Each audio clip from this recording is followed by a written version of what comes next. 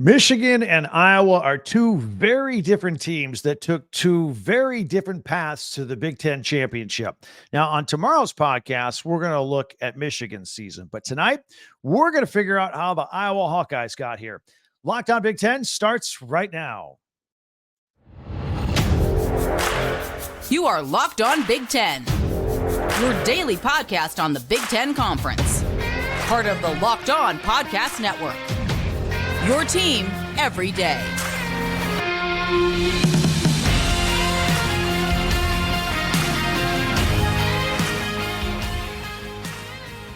Welcome to Locked On Big Ten. I'm Craig Sheeman. Thank you for making us your first listen each and every day. We are free and available wherever you get your podcast and on YouTube. It's part of the Locked On Podcast Network, your team every day.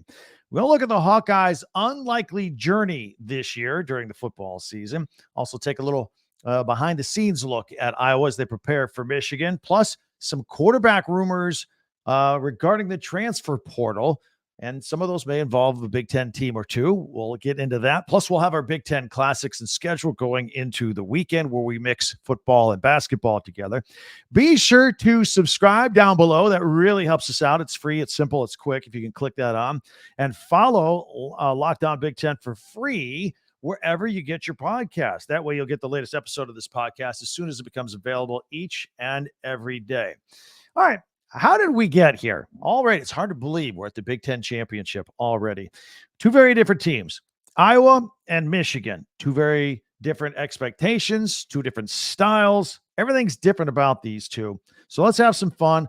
We're going to look back at some key moments throughout the season, which led us to where we are here in the Big Ten championship in Indianapolis. And again, we'll take a look at the Wolverines in tomorrow's podcast. So Wolverines fans, be sure and check that out as well.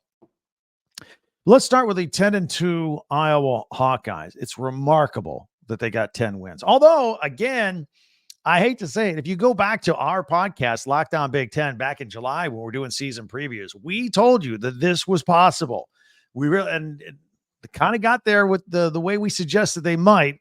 We thought the offense would be a little better with Cade McNamara. That did not turn out to be true. Nevertheless, they're here. Hats off to Kirk Ferentz. All right.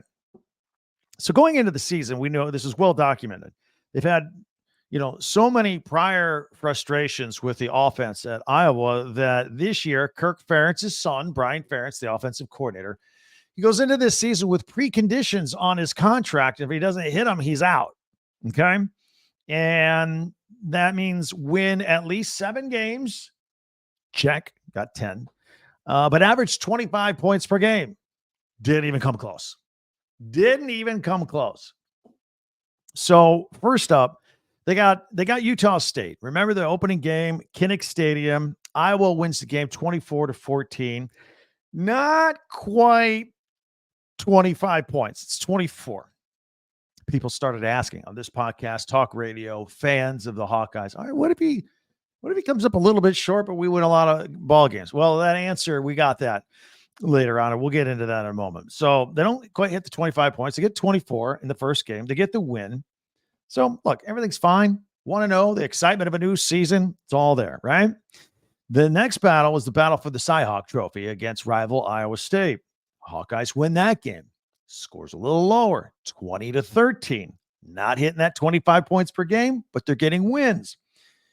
And, even now I'm reminded with those 20 points, Sebastian Castro had a pick 6 in that game. So the offense really only scored 13 points in that game. But they beat their rival.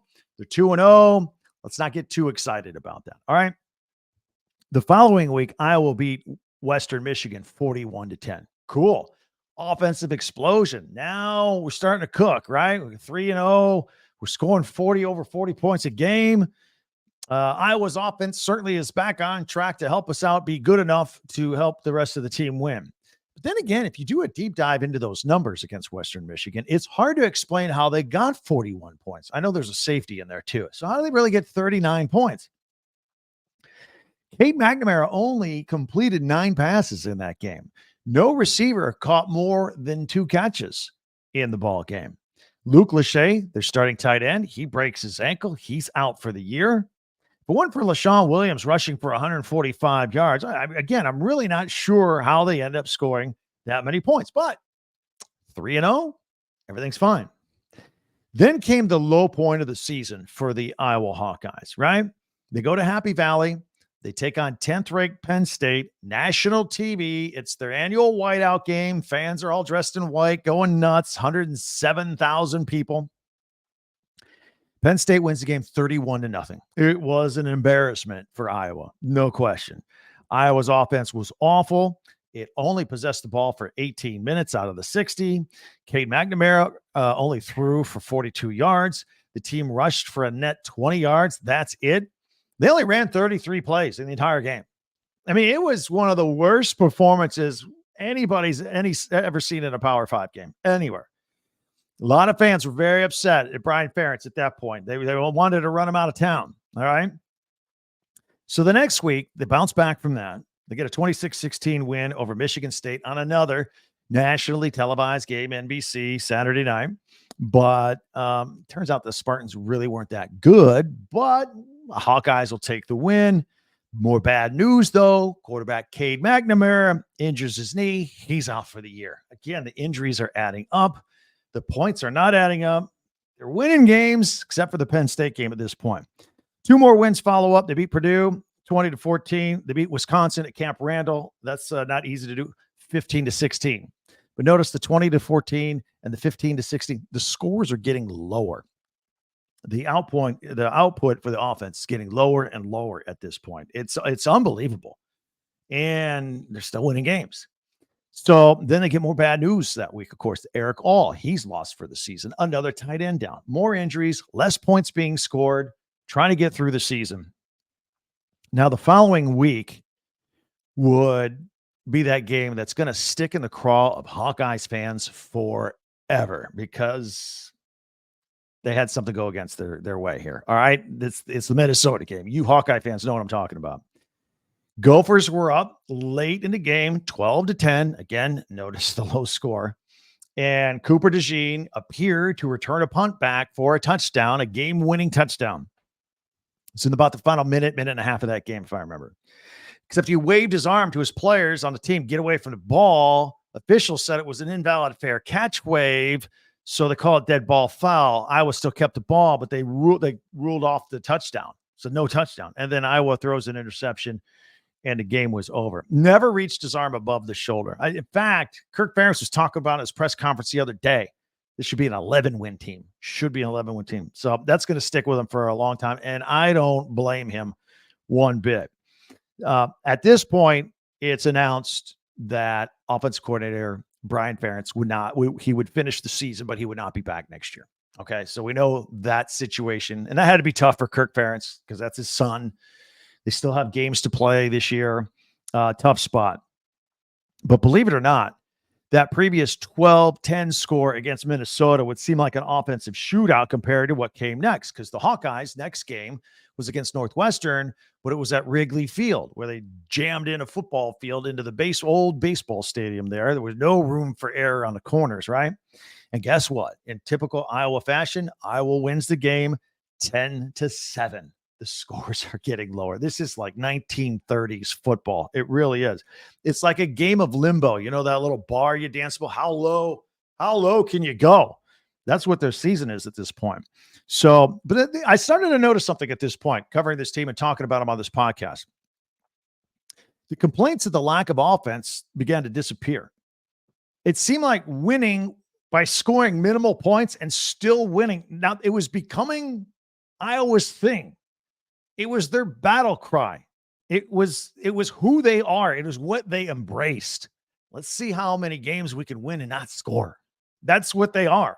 It's their way. It's, you know it, Hawkeye Nation. You know what I'm talking about. It's your way of life. So then Rutgers is up next on the schedule, right? And that was an interesting game because Rutgers is kind of a little bit like Iowa. Rutgers, they play gritty defense. They don't have much of an offensive attack. And Iowa goes out and wins the game 22-0. That's a lot of points by Iowa standards to score 22, and kudos to the defense for bearing down and throwing the shutout in that game. And that was despite the fact that, you know, Vegas kept setting the over-under total lower and lower each week. They were setting records for the lowest point total predictions by Vegas. in an entire history of Power 5 football. I think it was 28 points this particular week.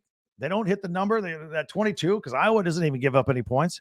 It's just remarkable what they're doing here at this point. But by now, Iowa is 8-2.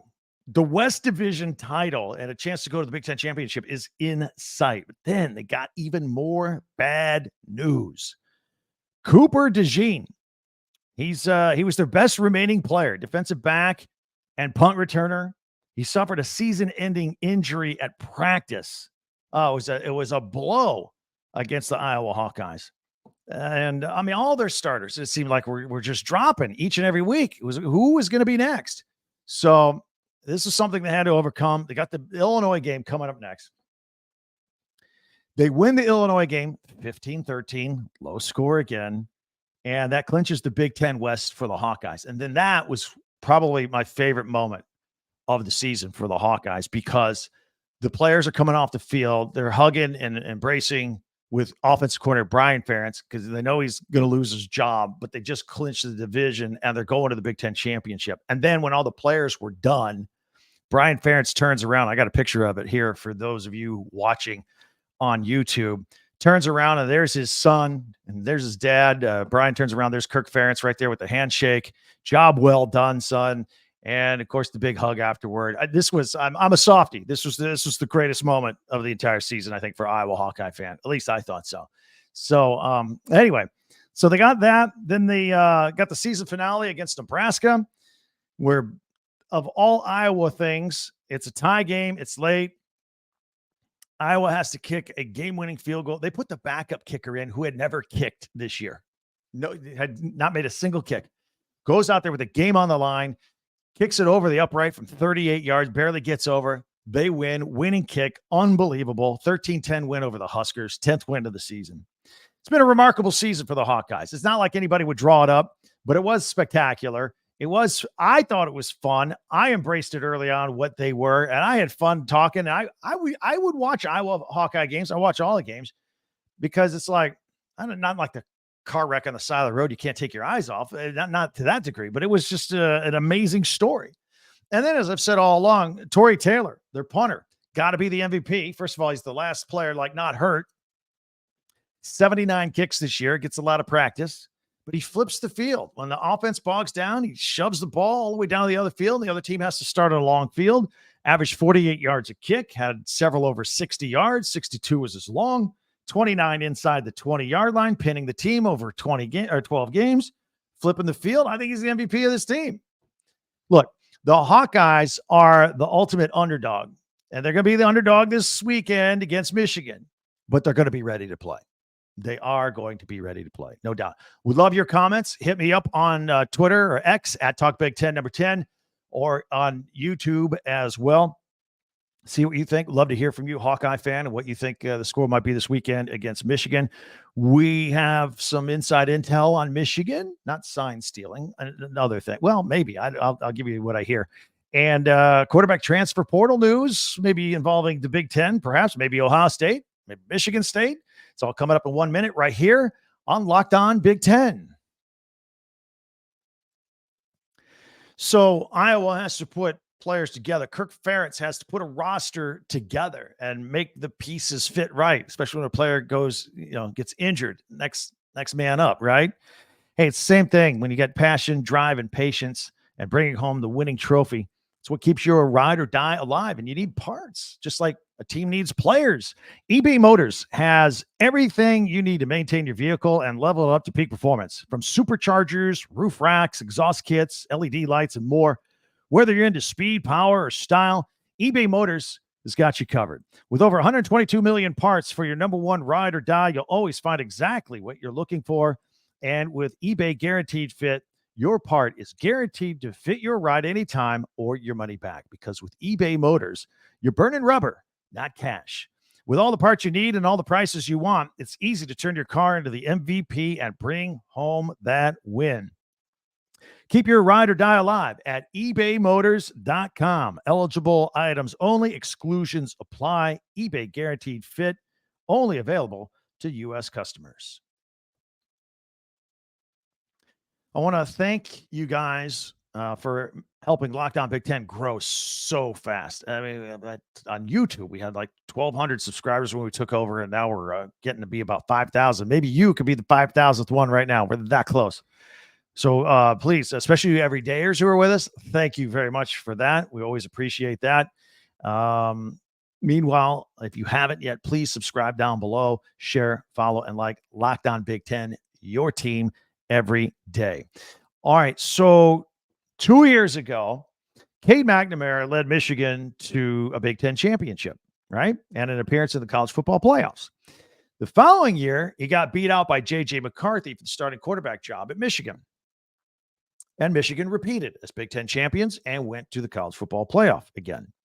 Well, with the writing on the wall, McNamara hit the streets, hit the transfer portal. Stayed in the Big Ten, though, and ended up at Iowa. Now, to say that McNamara's 2023 season was disappointing, that's an understatement, no question about it. He missed most of the spring due to off-season surgery before. Then he got hurt early in training camp of the summer and played a lot of the first few games. I think hurt. They didn't let on as much, but I think he was playing with an injury. But then he got the other injury against the Michigan State game that we talked about a few minutes ago. Torn ACL, out for the rest of the season. Very disappointing for him, I'm sure. But that doesn't mean he can't help out Iowa preparing for Michigan for this weekend's Big Ten championship. Because after all, on Iowa, who knows more about Michigan's offensive and defensive tendencies than their former starting quarterback, right? So he's given the intel to the team. He got Michigan fans in a bit of a tizzy, though. He was doing a recent interview on a podcast, and he referred to the team from Ann Arbor as the other team. They didn't like that from the former quarterback. But look, he doesn't play for Michigan anymore. He plays for Iowa. You can call him whatever he wants at this point. He says he's getting quarterback Deacon Hill ready, and he's letting the entire team know everything he knows about the other team. So we'll see if that any of that intel works. He's not stealing signs. He's just telling them what he knows. In Ohio State news, look, people need to calm down. Ohio State lost one game. Now, granted, it was the most important game on the schedule, no doubt. I'll agree with that. But it was just one game by 6 points on the road. And there's a lot of people just want to blow everything up. Coaching, quarterback, players, the whole thing. That would be a severe overreaction. As I've mentioned several times on this podcast, I think Ryan Day is a bit of a quarterback whisperer. I give him a lot of credit for that. And even though Kyle McCord does not have anywhere near the talent that previous quarterbacks like C.J. Stroud had or Justin Fields had, he's day and night better than he was back in September. And you have to give him and Ryan Day a lot of credit for that. He got better each and every week. So, and he was one interception away from, he had two interceptions in the game. What was that? 5 and 6 for the year. That's kind of a low number. Came at a bad time. There's no question. Now, the Buckeyes moving forward, they could just bring Kyle McCord back, pick up where they left off. Now he's got a whole year of experience under his belt. He can continue to get better each and every week. Or they could hit the transfer portal and look for an upgrade at quarterback. And one possible name to keep an eye on is Malik Murphy down in Texas, right? He could be the odd man out for the Longhorns because Quinn Ewers announced that he's coming back for another year. And we all know that a guy by the name of Arch Manning is their third string quarterback down there. And maybe Murphy might be the odd man out. Now, Murphy was originally recruited by Ohio State right out of high school. Decided to go to Texas. Maybe he goes to Ohio State. We'll see. Just throwing that out there as a possibility. There's a little chatter about it. Nothing official. Speaking of quarterbacks, Michigan State quarterback Sam Leavitt, he says he's going to enter the transfer portal. Of course, there's a new change at Michigan State, new coach, Jonathan Smith coming in from Oregon State as the head coach. And Leavitt says that he was open to staying with a new coach at East Lansing until it turned out to be Jonathan Smith. He's got a beef with him. Now, again, Smith was the coach at Oregon State. Leavitt is from Oregon. He was from West Linn, Oregon, as a matter of fact. He was a 4-star prospect out there. He was the Gatorade Player of the Year. He led his team to a 6A state championship through 36 touchdowns and over 3,000 yards this last year there. Plus, he rushed for another 700 yards and 8 more touchdowns. Guy was the real deal. At the time, he received offers for scholarships at Michigan State, Washington, Washington State, Arizona, and Florida State. None from Smith at Oregon State. And I guess Levitt, even though he was the hometown hero, the young kid, didn't get the scholarship offer from the local school. And Levitt has taken that personally as a slight, and he's not hanging around for Jonathan Smith out of spite. He's gone. Interesting story behind the scenes a little bit. Hey, also behind the scenes here at Locked On, in addition to Locked On Big Ten and all the Locked On colleges, Locked On is launching the first ever national sports 24/7 streaming channel on YouTube. It's called Locked On Sports Today. It's here 24/7, covering the top sports stories of the day. Local experts have Locked On, plus our national shows covering every league. This show is on that channel from time to time as well. So go to Locked On Sports Today on YouTube and subscribe to the first ever national sports 24/7 streaming channel. All right, coming up, we are going to look at what's coming up on Big Ten Classics and the schedule, basketball and football galore on the Big Ten Network. We always like to check that out going into the weekend. That's in 1 minute right here on Locked On Big Ten. Prize Picks is awesome. It's fun. Prize Picks is the largest daily fantasy sports platform in North America. Just you against the numbers. How does it work? I'll tell you. You grab players, any players, and attach some stats to them, and you can say they do more than or less than those stats, and if you're right, you win. It's very simple, and you can cross over from leagues. You can say, all right, LeBron James against the Pistons is going to score more than 28 points. I'm going to pair that with Dak Prescott, Thursday Night Football against the Seahawks, more than 2 touchdowns. So LeBron more than a certain amount of points, Dak Prescott more than a certain amount of touchdowns. If that happens, you're a winner. You impress your friends with your winnings and your sports knowledge. It's a lot of fun. You can go to prizepicks.com/LockedOnCollege and use the code LockedOnCollege for a first deposit match up to $100. Again, go to prizepicks.com/LockedOnCollege and use the code LockedOnCollege for a first deposit match up to $100. Prize Picks, daily fantasy sports made easy.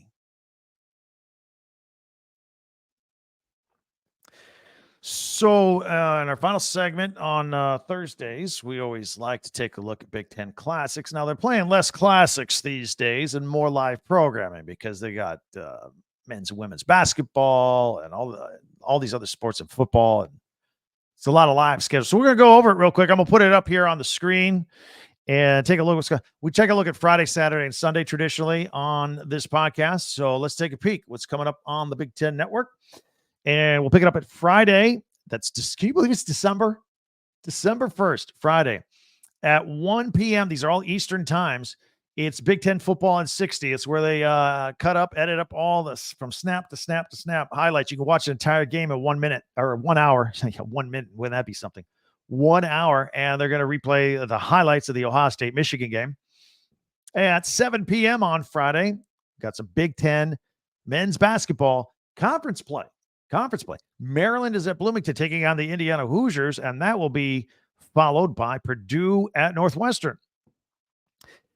Saturday at noon, it's more Big Ten men's basketball. Bucknell is at Penn State, followed by their 2 p.m. Big Ten tailgate show that they do before football games each and every Saturday. Now, the Big Ten championship game isn't until much later, but they're going to be out there 2 o'clock Eastern from Indianapolis with the big exclusive preview on the Big Ten championship on the Big Ten Network.